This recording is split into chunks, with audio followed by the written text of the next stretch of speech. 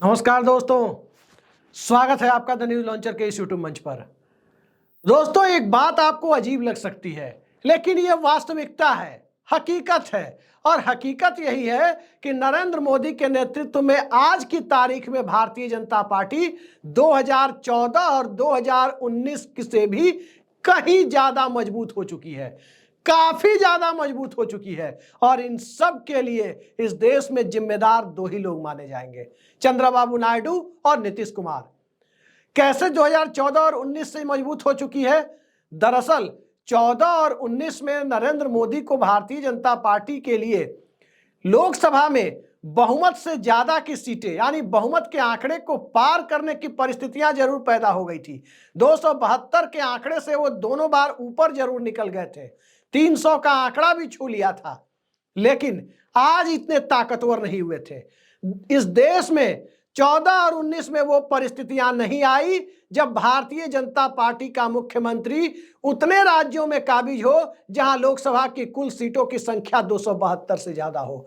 कभी उत्तर प्रदेश आता था तो महाराष्ट्र जाता था, कभी महाराष्ट्र जाता था तो उसके पहले मध्य प्रदेश, छत्तीसगढ़, राजस्थान चला जाता था, उड़ीसा हाथ में नहीं होता था, कर्नाटक 2019 तक भाजपा के हाथ में नहीं था, मोदी के राज में 14 से 19 के बीच में कर्नाटक भी हाथ में नहीं था, और उत्तराखंड लगातार भाजपा के साथ बना हुआ था, दिल्ली भाजपा के हाथ में नहीं थी।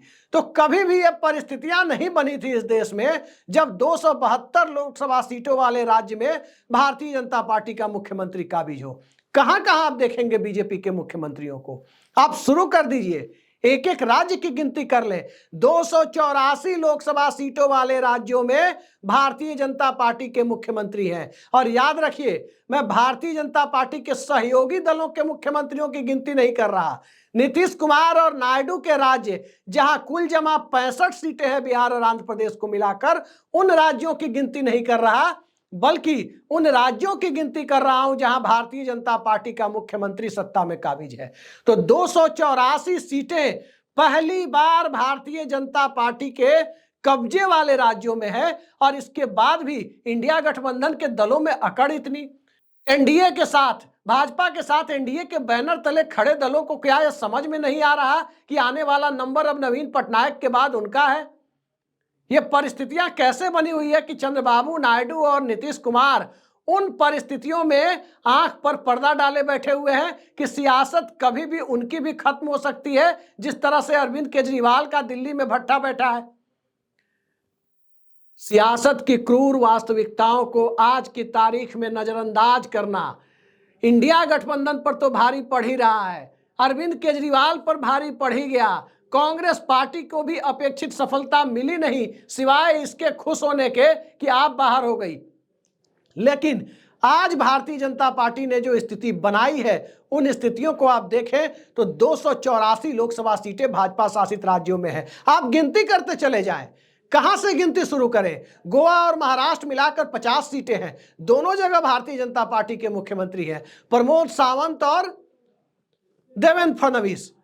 गुजरात, छत्तीसगढ़, मध्य प्रदेश और राजस्थान, इन चारों को मिलाकर 91 लोकसभा सीटें हैं, भारतीय जनता पार्टी के मुख्यमंत्री हैं।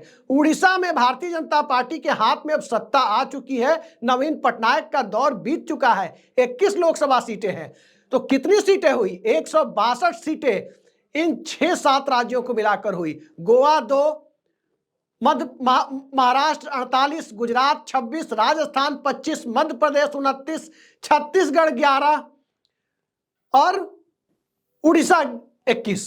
162 लोकसभा सीटें ये होती है। अब जरा 4 राज्य उत्तर के भी देख लीजिए, हरियाणा, उत्तर प्रदेश, दिल्ली, जिस पर कल ही बीजेपी ने कब्जा किया है। हरियाणा, उत्तर प्रदेश, दिल्ली और उत्तराखंड, इन सब को मिलाकर कुल जमा 102 सीटें होती है। तो 162 की गिनती मैंने पहले बताई, 80 सीटों वाला उत्तर प्रदेश, 5 सीटों वाला उत्तराखंड, 7 सीटों वाला दिल्ली और 10 सीटों वाला हरियाणा। तो 162 और 102 ये आंकड़ा पहुंचता है सीधे 264 लोकसभा सीटों पर।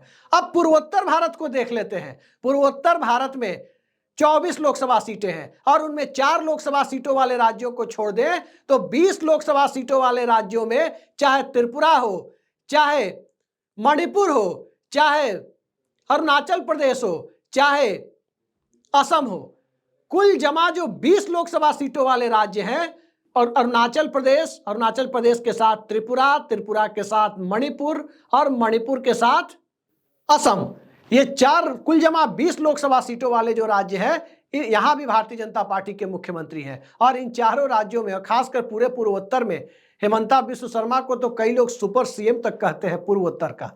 तो कुल जमा 284 लोकसभा सीटों पर अगर भारतीय जनता पार्टी का मुख्यमंत्री काबिज है, तो आज की तारीख में अगर कोई इस मुगालते में है कि अपनी बैसाखियों पर नरेंद्र मोदी की सरकार को लंबे समय तक टिकाए रखकर इस देश के अंदर उन परिस्थितियों को बनाए रख सकता है जिन परिस्थितियों में एनडीए सरकार को समता, ममता, जयललिता और 24 सहयोगी दलों ने अपने हिसाब से अटल बिहारी वाजपेयी और जॉर्ज फर्नांडिस के दौर में चलाया था, तो यह मुगालते में रहने वाली बात है। अब वो परिस्थितियां नहीं है कभी भी। दरअसल 1984 के बाद से 1984-85 में जो कांग्रेस को बड़ी सफलता मिली, सहानुभूति लहर में सफलता मिली, उसके बाद से ये पहला मौका है जब इस देश में बहुमत वाली लोकसभा सीटें एक पार्टी के मुख्यमंत्रियों वाले राज्यों में जाकर सिमट गई है। और ये सफलता धीरे धीरे जो भारतीय जनता पार्टी ने हासिल की, खासकर उस परिस्थिति में, जिस परिस्थिति में विपक्षी दलों की एकता की कोशिशें हुई, तो उसमें पलीता भी लगा। निजी महत्वाकांक्षाएं भी एक बड़े सार्वजनिक हित के ऊपर, एक बड़े विपक्षी एकता के ऊपर कुठाराघात करते हुए नजर आई। सब अपनी डफली, अपना राग अपनाने लगे। तो कोई ये सोचता हो आज के दिन, चाहे वो नीतीश कुमार हो या चंद्रबाबू नायडू हो, चाहे वो ममता बनर्जी हो, चाहे वो तेजस्वी यादव हो, कोई ये सोचता हो आज के दिन कि अपने राज्यों में अपनी राजनीति से वो बीजेपी को रोक लेंगे, तो एक बात साफ है कि अगर निपटेंगे, बिहार की राजनीति सबसे पहले आती है, क्योंकि वहां पहला चुनाव है। इलेक्शन कमीशन की टीम होली के पहले ही वहां जा रही है, चर्चा है समय के पहले भी चुनाव हो सकते हैं। तो ये सोचता है कोई कि बिहार को भी भारतीय जनता पार्टी के हाथ में जाने से बचा लेंगे, तो ये शरद पवार, उद्धव ठाकरे और कांग्रेस पार्टी के लोग भी सोच रहे थे।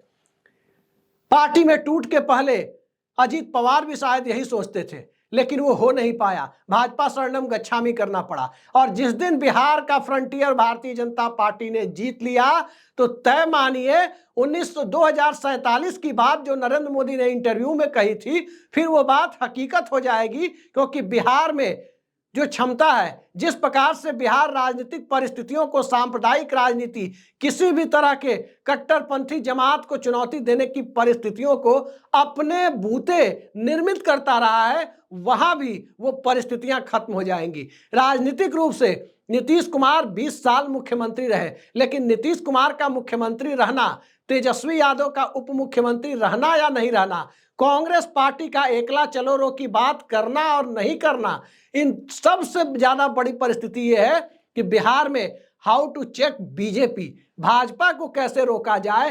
क्या इसके बारे में नीतीश कुमार आंख मूंदे पड़े हुए हैं?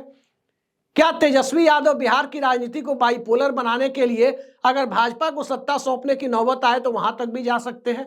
और क्या कांग्रेस पार्टी जिस प्रकार से दिल्ली में भारतीय जनता पार्टी के लिए एक तरह से रास्ता चाहे अनचाहे साफ करती हुई नजर आई है, अरविंद केजरीवाल की जिद और अरविंद केजरीवाल का कथित एरोगेंस भारतीय जनता पार्टी की महत्वाकांक्षाओं की पूर्ति का रास्ता साफ करता हुआ नजर आया है, क्या वो स्थितियां बिहार में भी अहम के टकराव और व्यक्तिगत महत्वाकांक्षाओं की टकराहट में भारतीय जनता पार्टी की गुंजाइश बनाएगी?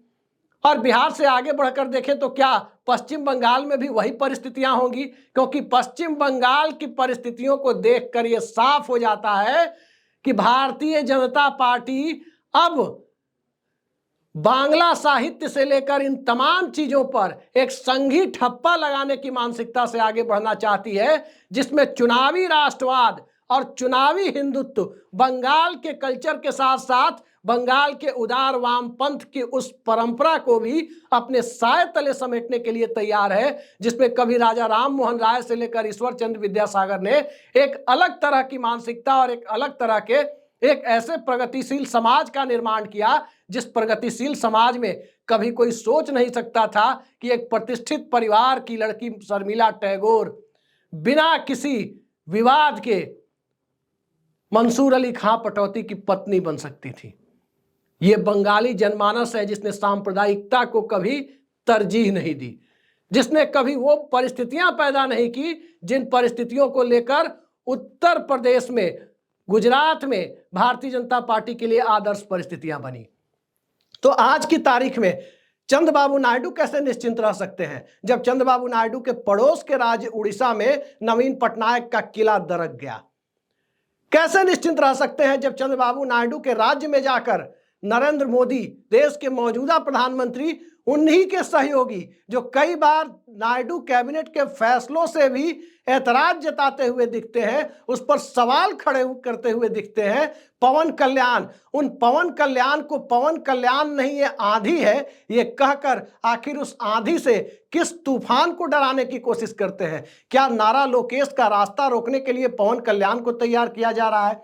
क्या एनटी रामाराव की विरासत चंद्रबाबू नायडू के आगे ना बढ़ पाए और आंध्रा भी भारतीय जनता पार्टी के हाथ में पहुंच जाए, क्या उसकी बिसात तैयार की जा रही है? और क्या इन सब के आगे जब परिस्थितियां ऐसी ही बनी हुई है तो क्या कांग्रेस पार्टी एक तरह से क्षेत्रीय सूबेदारों के हाथ में, चाहे सिद्धारमैया हो या शिव कुमार, चाहे रेवंत रेड्डी हो, इन सब के हाथ में पहुंचकर पार्टी की कमान देकर वो निश्चिंत हो गई है?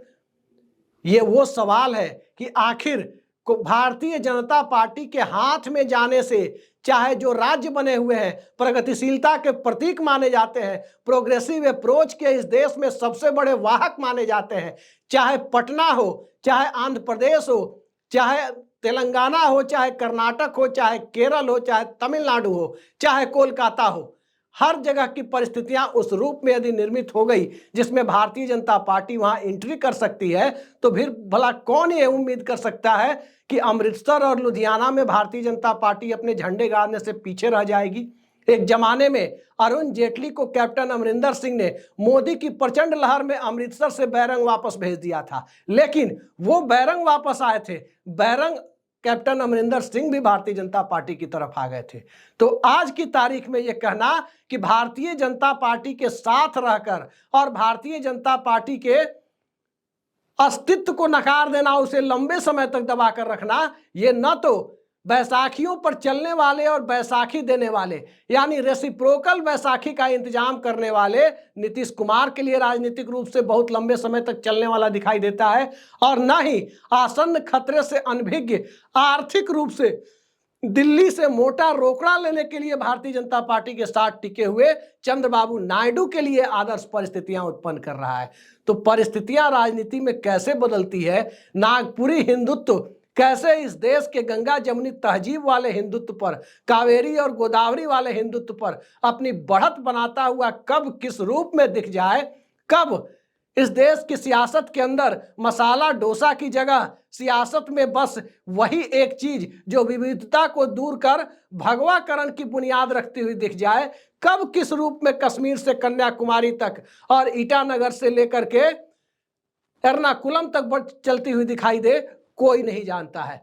आज जो हालात हैं उस हालात में भारतीय जनता पार्टी के मुख्यमंत्रियों द्वारा शासित राज्यों में लोकसभा सीटों की संख्या बहुमत के आंकड़े को पार कर गई है। तो अब यह मानना कि 14 और 19 वाली परिस्थितियों से नरेंद्र मोदी ज्यादा मजबूत स्थिति में 240 लोकसभा सीटों पर होने के बावजूद पहुंच गए हैं, इसमें कोई अतिशयोक्ति नहीं है। यह अलार्मिंग बटन विपक्ष के लिए है तो अलार्मिंग बटन नरेंद्र मोदी की सरकार को अपनी बैसाखियों पर चलाने का मुगालता रखने वाले दलों के लिए भी है।